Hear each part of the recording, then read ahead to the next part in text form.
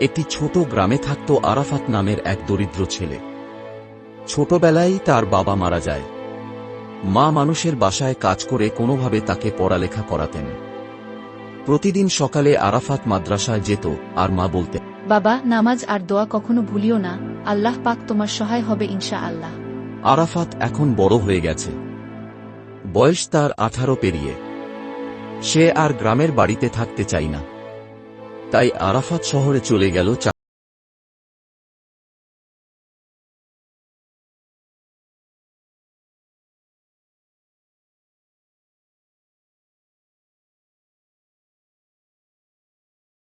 আরাফাত কিছু টাকা জমা করে একটি মোটর বাইক ক্রয় করেছে।